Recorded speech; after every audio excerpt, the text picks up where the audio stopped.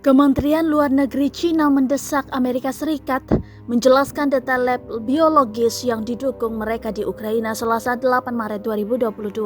Hal tersebut disampaikan Beijing usai Rusia menuduh Amerika Serikat terlibat dalam program pengembangan senjata biologis di Ukraina. Sebelumnya, Letjen Igor Kirillov mengklaim tentara Rusia mendapatkan dokumen yang menyebutkan Amerika Serikat Ukraina mengembangkan virus dan bakteri berbahaya.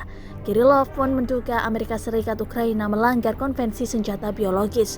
Juru bicara Kementerian Luar Negeri Cina Zhao Lijian menyatakan bahwa semua pihak harus memastikan keamanan lab biologis di Ukraina, khususnya Amerika Serikat sebagai pihak yang paling tahu mengenai laboratorium itu, harus merilis informasi spesifik yang relevan secepat mungkin, termasuk virus apa yang disimpan dan riset apa yang telah dilakukan, kata Zhao dikutip dari Xinhua.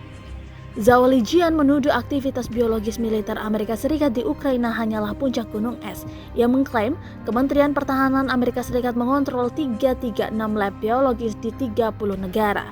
Ia mengklaim Amerika Serikat selama 20 tahun belakangan melarang protokol verifikasi konvensi senjata biologis di laboratorium yang didukung. Beijing mendukung teori Moskow bahwa kemungkinan ada aktivitas biologis militer yang disponsori Amerika Serikat di Ukraina, namun Barat menuduhnya semata hanyalah disinformasi Rusia.